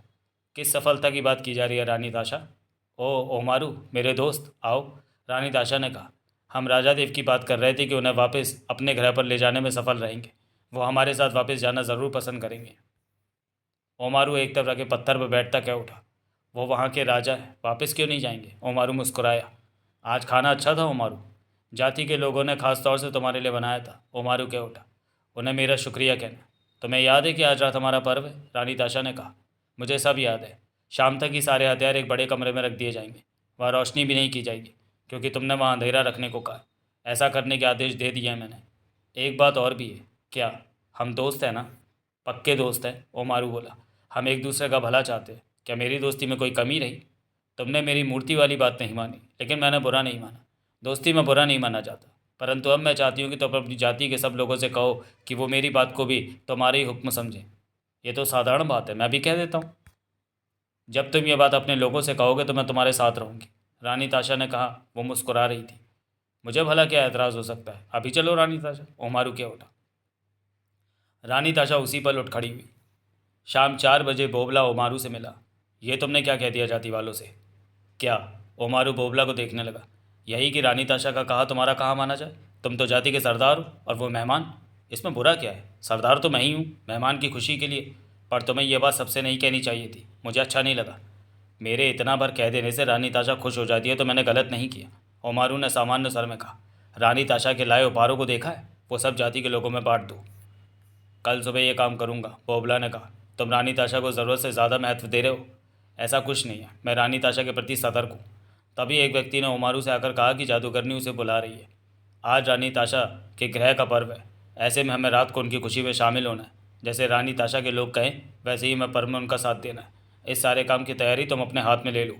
बोबला ने सहमति से सिर हिला दिया। ओमारू वहाँ से सीधा हम्बी के पास पहुँचा। हम्बी दीवार के सहारे टेक लगाए बैठी थी। उसके सिर के काले बाल कुछ पीछे की तरफ थे तो कुछ उसके कंधों से होते आगे की तरफ आ रहे थे। उसका झुर्रियों से भरा चेहरा गंभीरता से भरा था। ओमारू हम्बी के सामने पत्थर के फर्श पर बैठता क्या उठा। कहो जादूगरनी, क्या कुछ नया देखा तुमने? हम्बी ने ओमारू को देखा और धीमे स्वर में क्या उठी। तेरे को देखने, तेरे से बात करने का मन था तो तेरे को बुला लिया। ओमारू की निगाह हम्बी के झुर्रियों भरे चेहरे पर जा टिकी। क्या बात है जादूगरनी, इस तरह तो पहले तुमने कभी बात नहीं की। वक्त ही ऐसा है, क्या करूं? क्या तेरे को कहूं और क्या तेरे को ना कहूं? हम्बी बोली। मैं बहुत कुछ देख रही हूँ। दो बातों में जाति का भविष्य देख रही हूँ। समझ में नहीं आता कि तेरे से बात करूँ या नहीं। कर बात। तो सब कुछ सुनने के बाद मेरे कहने पर चलेगा। इसी में जाति का भला है, हम्बी ने कहा। जाति के भले के लिए मैं सब कुछ करूँगा, ओमारू ने गंभीर स्वर में कहा। तो फिर सुन, अगर तूने अपने पर काबू रखा तो जाति को फिर से संवारा जा सकता है। फिर से का क्या मतलब जादूगरनी? बर्बादी के बाद। बर्बादी कैसी होगी? अब ये मत पूछ। जो होना है उसे रोका नहीं जा सकता। रोकने की चेष्टा में बर्बादी बहुत बड़ी हो जाएगी। मुझे बताओ जादूगरनी, तुम छिपा रही हो मुझसे? हम्बी ओमारू को देखने लगी। वहाँ कुछ पल खामोशी रही। जो पूछना हो कल सुबह पूछना, हम्बी ने बेहद शांत स्वर में कहा। कल सुबह? हाँ, कल तेरे को सब बता दूंगी। अभी क्यों नहीं? समय ठीक नहीं है, अनर्थ हो सकता है। कल सुबह से पहले मेरा कुछ भी कहना गलत होगा। आज रानी ताशा अपने गृह का पर्व यहाँ कर रही है, ओमारू ने कहा। जादूगरनी मुस्कुरा पड़ी। रात का भी व्यस्त रहूँगा। क्या ये अच्छा नहीं होगा कि तुम अभी मुझे कह दो जो कहना चाहती हो? अनर्थ हो जाएगा। तू अपने पर काबू नहीं रखेगा और तेरा उग्र स्वभावी जाति को पूरी तरह खत्म करवा देगा। तू आज की रात खामोशी से बिता ले तो जाति, डोबू जाति आगे भी चलती रहेगी। बाद में सब ठीक किया जा सकता है। मैं तेरी बात का मतलब नहीं समझ रहा जादूगरनी, पर तू जो सोचती है ठीक ही सोचती होगी। तेरा फैसला ठीक ही होगा, ओमारू ने गंभीर स्वर में कहा। मैंने हमेशा तेरी बात मानी है। हम भी ओमारू को देखती रही। कोई और बात जादूगरनी? बस तेरे को देखना चाहती थी, तेरे से बात करना चाहती थी, हम भी ने शांत स्वर में कहा। आज तेरी बातें रहस्य से भरी है जादूगरनी, ओमारू ने कहा। सब रहस्य आज रात का ही है, कल सब कुछ स्पष्ट होगा। इधर आ मेरे पास। ओमारू तुरंत उठा। हॉम्बी के करीब पहुंचा तो वो बोली, नीचे हो, अपना माथा मेरे पास ला। ओमारू ने ऐसे ही किया। हॉम्बी ने हाथ उठाया, उसके सिर पर रखा और चेहरा करीब खींचकर उसके माथे को चूमा, फिर उसे पीछे ढकेल दिया। ओमारू सीधा हो गया, परंतु उसके चेहरे पर हैरानी के भाव ठहरे थे। ये क्या जादूगरनी, आज तूने पहली बार इसने से मेरा माथा चूमा है? हॉम्बी की आंखों में आंसू चमके। आज दिल किया, तेरे पे प्यार आ गया। तूने जाति की बहुत सेवा की, दिल लगा कर की, पूरी मेहनत से की। मुझे प्यारा है तू, बच्चों की तरह है तू। तेरा बचपन भी मैंने देखा है, जवानी भी देखी और अब भी देख रही हूँ। बस जा अब तू। हम्बी ने निगाहें फिर ली। रानी ताशा के पर्व की तैयारी कर। आज रात के बाद तूफान थम जाएगा, कल का सूरज नया होगा। डोबू जाति को फिर से संवारना होगा। मैं सब संभाल लूँगी, परंतु उसमें काफ़ी वक्त लगेगा। मैं समझा नहीं तुम क्या कह रही हो जादूगरनी। अब जा, कल सुबह मेरे पास आना, तब बताऊंगी। ओमारू वहाँ से चला गया। हम्बी ने गीली आंखें साफ की और बुदबुदा उठी। मैं जानती हूँ कि अब तेरे को नहीं देख सकूंगी सरदार ओमारू।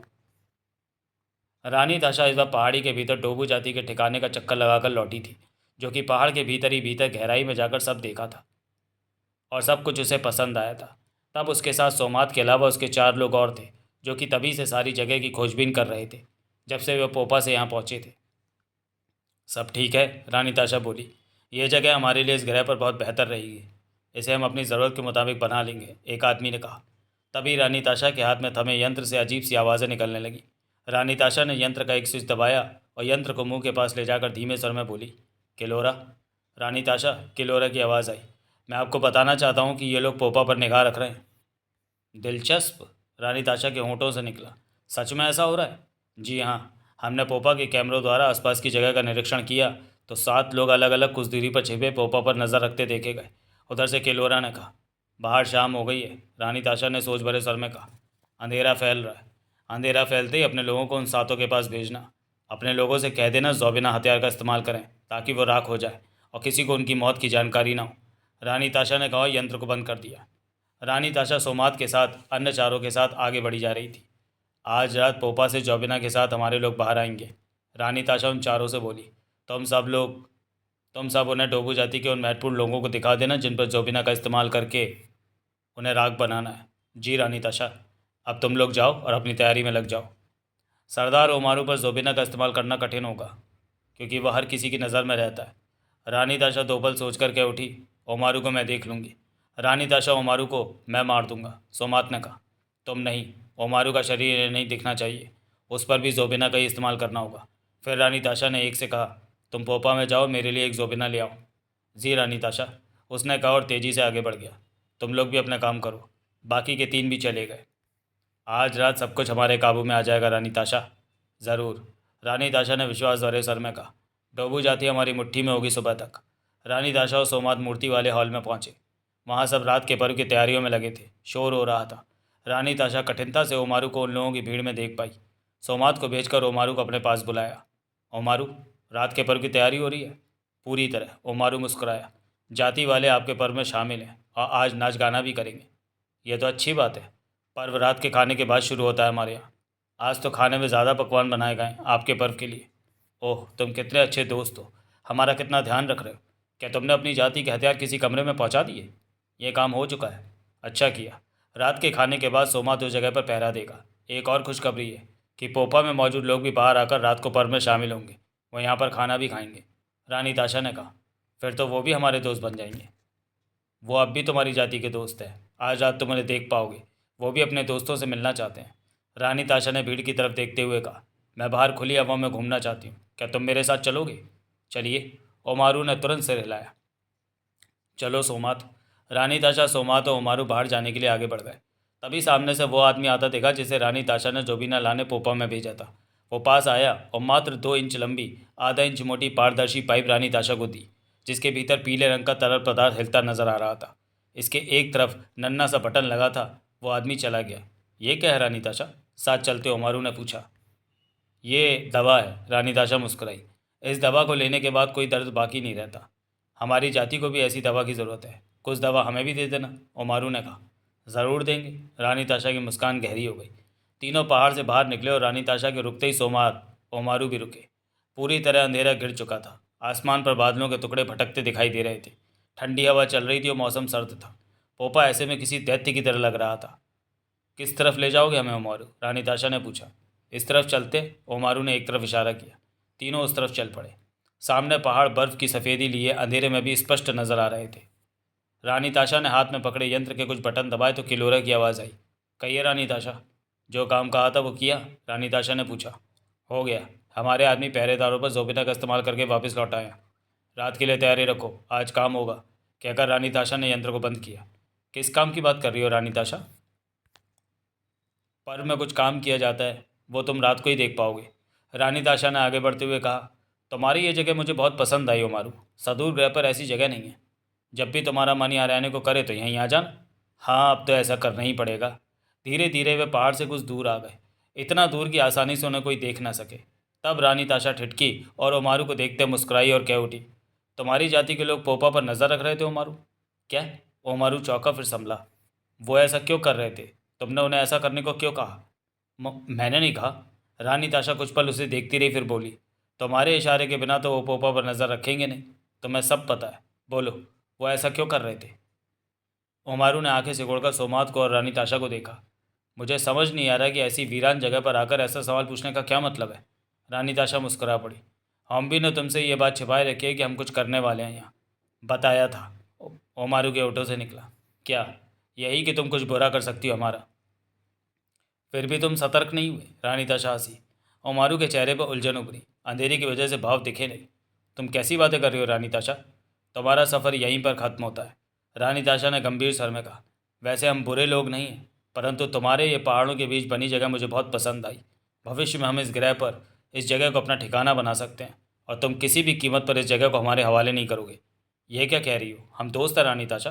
तुम इस जगह को हमसे छीनने की कैसे सोच सकती हो? दोस्त बनकर ही तो गर्दन काटी जाती है। रानी ताशा ने जोबिना थामे वो हाथ सीधा किया। मुझे अफसोस है ओमारू, पर यह ज़रूरी है। आज रात हम तुम्हारे इस ठिकाने पर कब्जा करने जा रहे हैं। यहाँ हमारी हुकूमत होगी। कहने के साथ ही रानी ताशा ने जोबिना वाली पारदर्शी ट्यूब पर लगा बटन दबा दिया। चुटकी बजाने जैसी आवाज़ उभरी। ओमारू का लगा जैसे कोई अंगारा उसके पेट में धंस गया हो। अगले ही पल वो नीचे जा गिरा और तड़पने लगा। वातावरण में मांस जलने की दुर्गंध फैल गई। ओमारू का शरीर राख बनता जा रहा था। मात्र मिनट भर का वक्त लगा। नीचे सफ़ेद बर्फ मानवीय आकृति के रूप में राख पड़ने का निशान सा नजर आने लगा। हैरत की बात थी कि शरीर की हड्डियां भी राख में परिवर्तित हो गई थी। वहाँ कोई हड्डी पड़ी दिख नहीं रही थी। सोमात ने पैर से राख के उस निशान पर बर्फ सरका दी। सूर्य निकल आया था। वही दिन की रोशनी, वही सूर्य, वही जगह, वही बर्फ के पहाड़। सब कुछ रोज की तरह था, परंतु डोबी जाति में सब कुछ बदल चुका था। ओमारू बोबला सहित जाति के 18 महत्वपूर्ण व्यक्ति एकाएक रात को जाने कहाँ गायब हो गए थे। पहाड़ के भीतर जाति के ठिकाने पर कई जगह थोड़ी थोड़ी राख पड़ी नजर जरूर दिखी, परंतु कोई समझ नहीं पाया कि वो राख क्या है। जाति के लोगों में हलचल थी। जाति के कई महत्वपूर्ण लोग ढूंढे नहीं मिल रहे थे। उन्हें हर तरफ ढूंढा जा रहा था, पहाड़ के भीतर भी बाहर भी। भागी भागी का भागा भागी का माहौल बना हुआ था। पोपा के भीतर से रात को जो लोग निकलकर डोबू जाति के लोगों में आए थे, वो रात को ही वापस पोपा में चले गए थे। जो लोग शुरू से ही रानी ताशा के साथ पोपा से बाहर आए थे, वही अब डोबू जाति के लोगों में मौजूद थे। डोबू जाति में हैरत फैली हुई थी कि ओमारू, बोबला और अन्य लोग अचानक कहाँ चले गए, जो कि जाति के लोगों को राह दिखाते थे। बीती रात डोबू जाति के हथियार जिस कमरे में रखे गए थे, वहाँ से अभी तक हथियार बाहर नहीं निकाले गए थे। वहाँ पर पोपा से आए 2 आदमी जोबिना हाथों में थामे पहरे के तौर पर खड़े थे। डोबू जाति के कुछ लोग हथियार लेने आए भी, परंतु उन दोनों व्यक्तियों ने कहा कि सरदार ओमारू की इजाज़त से ही हथियार बाहर निकाले जाएंगे। सरदार ओमारू से कहो कि वो आकर ऐसा आदेश दे, परंतु ओमारू तो था ही नहीं। जब डोबू जाति के लोग तलाश से थक हार कर बैठ गए, दिन कुछ आगे बढ़ा तो रानी ताशा सोमात के साथ सबके सामने आई। सबको मूर्ति वाले हॉल में इकट्ठा किया। सब चुपचाप और सहमे हुए थे। रानी ताशा ऊंचे स्वर में बोली, कल तुम लोगों के सरदार ओमारू ने कहा था कि मेरी बात को ओमारू की बात के बराबर समझा जाए। मुझे लगता है कि ओमारू को किसी काम के सिलसिले में कहीं जाना था, तभी उसने ऐसा कहा और आप सबको मेरे हवाले करके चला गया। साथ में वो जाति के कुछ और महत्वपूर्ण लोगों को भी ले गया, परंतु आप लोग चिंता न करें, वो लौट आएंगे। जाति के सब काम पहले की तरह ही चलते रहेंगे। मुझे भी किसी काम के सिलसिले में मुंबई शहर जाना है। कल मैं चली जाऊंगी, परंतु जाति के काम सिलसिलेवार चलते रहें, इसके लिए मेरे आदमी आपके पास रहेंगे और जाति को चलाएंगे। ओमारू के और अन्य लोगों के वापस लौटने तक आप सबको मेरे आदमी का हुक्म मानना होगा, और हथियार आप लोगों को तब तक नहीं दिए जाएंगे जब तक कि ओमारू लौट नहीं आता। वैसे भी हथियारों की ज़रूरत नहीं रही। युद्ध कला सिखाने वाला बोबला भी ओमारू के साथ चला गया है। कोई भी फिक्र नहीं करे, ओमारू वापस आएगा और सब ठीक हो जाएगा। हो सकता है बोबला पहले ही वापस आ जाए, या ऐसा भी हो सकता है कि वो सभी आज या कल में लौट आएँ। आप लोग जैसे ज़िंदगी बिता रहे वैसे ही बिताते रहिए। मेरे आदमी आपकी हर ज़रूरत का ख्याल रखेंगे, सिर्फ युद्ध कला को छोड़कर। डोबू जाति वालों को दिलासा देने के बाद रानी ताशा हॉम्बी के पास पहुंची। सोमात साथ में था। हॉम्बी दीवार से टेक लगाए बैठी थी। शांत निगाहों से उसने रानी ताशा को देखा। तो मैं तो अपनी जादूगरी के दम से हर पल की खबर होगी हॉम्बी। रानी ताशा के चेहरे पर गहरी मुस्कान उभरी। बुरा किया तूने, हॉम्बी ने गंभीर स्वर में कहा। मेरे बच्चों की जान ले ली। अब यह जगह सदूर ग्रह का हिस्सा बन चुकी है। यहाँ पर हमारी हुकूमत चलेगी। हॉम्बी रानी ताशा को देखती रही, फिर क्या उठी। इतनी ऊंची उड़ान मत उड़। वक्त और हवा का पता नहीं चलता कि वह किस तरफ चलने लगे। क्या मतलब? रानी ताशा के चेहरे से मुस्कान गायब हो गई। आने वाला वक्त तेरे को मतलब समझाएगा। साफ कह जो कहना चाहती है तू। रानी ताशा की आवाज़ में तीखापन आ गया। यहाँ तेरी हुकूमत नहीं चल सकती। कुछ वक्त की बात है, फिर सब कुछ ठीक हो जाएगा। तेरे को हमारी ताकत का अंदाज़ा नहीं हॉम्बी। रानी ताशा का स्वर कठोर हो गया। तेरी ताकत क्या करेगी जब आने वाला वक्त ही तेरा नहीं होगा, हॉम्बी ने कहा। वक्त कैसा भी हो, ताकत हमारी ही चलेगी। तूने जो करना था कर लिया, अब और कुछ नहीं कर सकेगी तू। मैं तुझे भी मार सकती हूँ, पर तू मारेगी नहीं। मेरी मौत से तेरे को ज़रा भी फ़ायदा नहीं होगा। डोबू जाति को संभालने वाला जल्दी आएगा। यहाँ मेरे आदमी रहेंगे, वही सब कुछ संभालेंगे। यहाँ के लोग उनके इशारे पर चलते रहेंगे। तेरे को तेरी बात का जवाब आने वाला वक्त देगा। रानी ताशा हम्बी को देखती रही, फिर क्या उठी। हमने यहाँ जो भी किया ज़रूरत के हिसाब से किया, जबकि हम ऐसे लोग नहीं हैं। ये जगह हमें अच्छी लगी अपने लिए, तो यहाँ पर हमने कब्ज़ा करने की सोच ली। तेरे को बुरा नहीं मानना चाहिए। तूने मेरे बच्चों की जान ली, करना पड़ा ऐसा। मैं बुरी नहीं हूँ। तू बुरी है या अच्छी मैं सब जानती हूँ, तेरा आगा पीछा। मुझे अपने बारे में मत बता। तो इसी काम के लिए यहाँ रुकी हुई थी, वरना अपने राजा देव के पास जाने के लिए तो उतावली हुई पड़ी है। रानी ताशा मुस्कुरा पड़ी। राजा देव मुझे मिल जाएगा ना होम्बी। जाति के बाहर के लोगों के सवालों का मैं जवाब नहीं देती। तेरा मामला जाति के बाहर का मामला है। अब तो डोबू जाति मेरे रहमो करम पर है। डोबू जाति हमेशा आज़ाद रही और अब भी आज़ाद हो जाएगी। तेरा भ्रम टूट जाएगा। तभी सोमात क्या उठा। इसे मार दूँ रानी ताशा? कोई फ़र्क नहीं पड़ता ये ज़िंदा रहे या ना रहे। ये ना तो हमारा कुछ संवार सकती है ना बिगाड़ सकती है। इसे ज़िंदा रहने दो और देखने दो कि आज के बाद डोबू जाति किस तरह हमारी मुट्ठी में रहती है, रानी ताशा ने तीखे स्वर में कहा। ओम भी खामोश रही, परंतु रानी ताशा सोमात के साथ वहाँ से वापस चली गई। मूर्ति वाले हॉल में पहुंची। डोबू जाति के लोग रोज़ की तरह अपने कामों में लग चुके थे। रानी ताशा के लोग उन्हें निर्देश दे रहे थे। उसने एक आदमी से कहा, कल ओमारू ने हमारे कपड़े लेने के लिए किसी को भेजा था, मालूम करो कि क्या कपड़े आ गए। रानी ताशा सोमात के साथ पोपा में पहुंची। हमेशा की तरह किलोरा ने पोपा का दरवाज़ा खोला था। सब ठीक है किलोरा, रानी ताशा मुस्कुराई। सब काम ठीक से निपट गया रानी ताशा, किलोरा मुस्कुराया। सोमात, रानी ताशा बोली, तुम आराम करो, कल नई बैटरी लगा लेना, हमने अब राजा देव के पास जाना है। सोमात चला गया। रानी ताशा सोमारा के कमरे में पहुंची। ओ रानी ताशा, सोमारा उसे देखते ही कह उठी, बबूसा की कोई खबर? तेरे को बबूसा के अलावा और कोई भी ख्याल आता है क्या? रानी ताशा मुस्कुराई। वो लड़की धरा के बारे में बताकर तो तुमने मुझे भी चिंता में डाल दिया है, सोमारा बोली। सब कुछ ठीक हो जाएगा, कल हम पृथ्वी ग्रह के उस तरह शहर की तरफ चलेंगे जहाँ राजा देव और बबूसा है।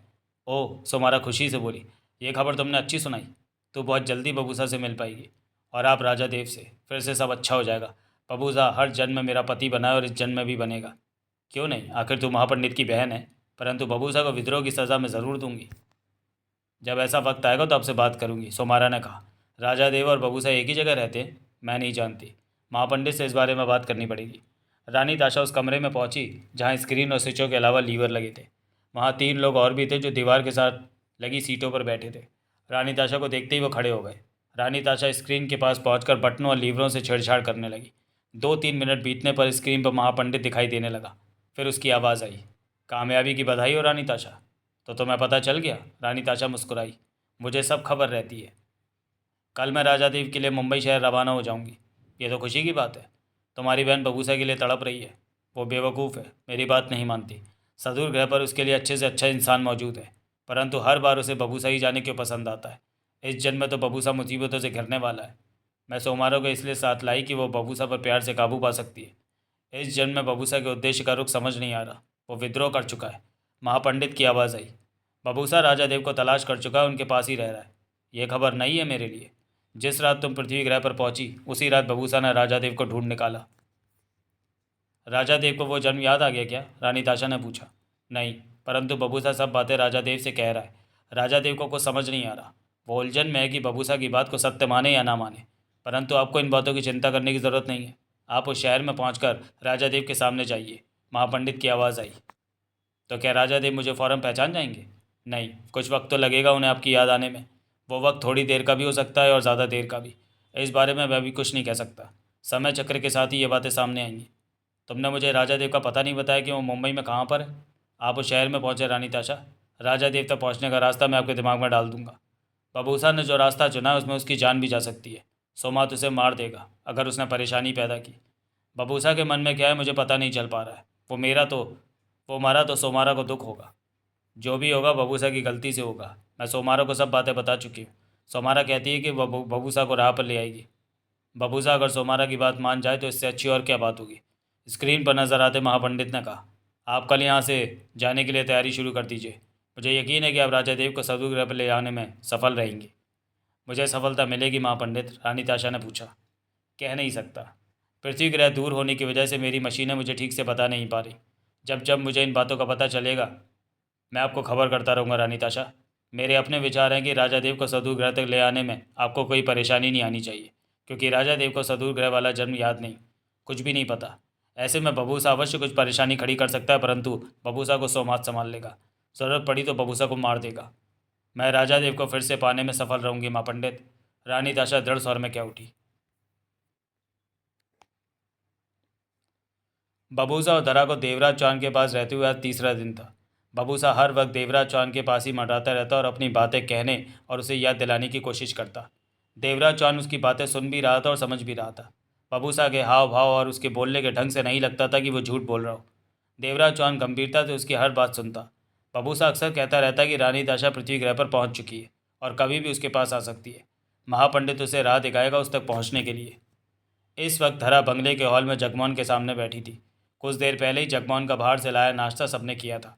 बबूसा देवराज चौहान के पास था। वो वापस आया तो जगमोहन ने पूछा, 3 दिन से तुम रानी ताशा के आने की बात कह रहे हो, परंतु वो आई नहीं। आ जाएगी, बबूसा ने गंभीर स्वर में कहा। उसके आने का इंतज़ार मत करो। क्यों? वो आएगी तो अच्छा नहीं होने वाला। एक बात तो बताओ कि तुम राजा देव के खास हो इस ग्रह पर। वो मेरे दोस्त हैं, भाई है, सब कुछ है, जगमोहन ने कहा। अगर रानी ताशा राजा देव को सदु ग्रह पर वापस ले गई तो क्या होगा? मैं ऐसा नहीं होने दूंगा। अगर राजा देवी रानी ताशा के साथ सदु ग्रह पर जाना चाहे तो तुम क्या करोगे? देवराज चौहान अगर अपनी मर्जी से ऐसा करता है तो मैं उसे नहीं रोकूंगा। तुम्हें लगे कि राजा देव अपनी मर्जी से रानी ताशा के साथ जाने को कह रहे, जबकि वो रानी ताशा के प्रभाव में हो। ऐसा कुछ हुआ तो मैं पहचान लूँगा, तब देवराज चौहान को नहीं जाने दूंगा। वो जाना चाहेंगे तो तुम उन्हें रोक नहीं सकोगे। क्यों? मेरे ख्याल में तो तुम रानी ताशा का ही मुकाबला नहीं कर सकते। राजा देव ने उन्हें कभी युद्ध कला सिखाई थी। फिर तो रानी ताशा के साथ सोमात है, जो कि बहुत ताकतवर इंसान है। तुम उन्हें रोक नहीं सकते। मुझे बता रहे हो या समझा रहे हो? जगमोहन ने तीखे स्वर में कहा। सतर्क कर रहा हूँ कि रानी ताशा के सामने आने पर तुम उनके सामने कोई हैसियत नहीं रखते। राजा देव अगर खुद जाना चाहे तो तुम रोक नहीं सकते। रानी ताशा उन्हें ज़बरदस्ती ले जाए तब भी तुम कुछ नहीं कर सकते। वक्त आने पर बताऊंगा कि मैं क्या कर सकता हूँ। तुमने ज़्यादा झगड़ा डाला तो वे तुम्हें जोबेना से मार डालेंगे। जोबेना क्या? हथियार है जो इंसानों को पलों में राख बना देता है, बबूसा ने बताया। तुम तो उन्हें रोक सकते हो, जगमोहन बोला। कह नहीं सकता, बबूसा ने चिंतित स्वर में कहा। महापंडित ने कहा सोमात मुझसे ज़्यादा ताकतवर है। तो क्या तुम सोमात को देखते ही भाग जाओगे? बबूसा ने भागना नहीं सीखा। सारी समस्या तो राजा देव को कुछ याद ना आने की है। अगर उन्हें अपना वो जीवन याद आ जाए तो फिर राजा देव सबको संभाल लेंगे। रानी ताशा के बस में कुछ नहीं रहेगा। परंतु राजा देव को कुछ याद नहीं आ रहा। मैंने पूरी कोशिश कर ली, परंतु राजा देव को तब का कुछ पता नहीं, बबूसा ने गंभीर स्वर में कहा। जगमोहन कुछ कहने लगा कि मोबाइल बज उठा। दूसरी तरफ सोहनलाल था। बबूसा का क्या हाल है? उधर से सोहनलाल ने पूछा। मज़े कर रहा है, जगमोहन ने बबूसा पर निगाह मारी। मज़े? और क्या? कभी नान लाकर खिलाता हूँ, कभी छोले भटूरे, कभी डोसा खाना पसंद करता है। ये हम जैसा भी नहीं है कि एक प्लेट में इसका काम निपट जाए, 4-5 प्लेटें तो चाहिए ही इसे। 3 दिन से इसकी सेवा करने में लगा हूँ। रानी ताशा की कोई खबर? अभी तो कुछ भी नहीं। रानी ताशा कोई है भी या हम बेवकूफ़ ही बन रहे हैं? बेवकूफ़ बन रहे हैं तो इसमें हमारा कोई नुकसान नहीं, परंतु ऐसा लगता नहीं। बबूसा क्या कहता है, कब तक आ सकती है रानी ताशा? वो तो कहता है कभी भी आ सकती है, मतलब कि पता नहीं कि कब आती है। जगमोहन ने देवराज चौहान को इस तरफ आते देखा। देखते हैं क्या होता है, जगमोहन बोला। अभी तो सब कुछ ठीक ही चल रहा है, कहकर जगमोहन ने फ़ोन बंद कर दिया। देवराज चौहान पास पहुंचा तो बबूसा क्या उठा। मुझे अपने हथियार लाने हैं। कहाँ से? देवराज चौहान ने पूछा। जिस होटल में मैं पहले ठहरा हुआ था वहाँ के वेटर को मैंने काफ़ी सारे पैसे देकर हथियार रखने को दिए थे। जगमोहन को अपने साथ ले जाओ और ले आओ। बबूसा ने धरा पर निगाह मारकर कहा। मैं धरा को अकेला नहीं छोड़ सकता। डोबू जाति की योद्धा इसकी जान ले लेंगे। मेरे होते फिक्र मत करो, ये सुरक्षित रहेगी। वो सामने आ गए तो राजा देव वो आपकी भी जान ले लेंगे, आप उनका मुकाबला नहीं कर सकते, बबूसा बोला। तो तुम क्या चाहते हो? मैं धरा को अपने साथ ले जाऊंगा, तुम अपनी कार मुझे दे दो। जैसा तुम ठीक समझो, देवराज चौहान ने कहा। बबूसा ने धरा से मोबाइल फ़ोन लिया और वेटर को फ़ोन करने में व्यस्त हो गया।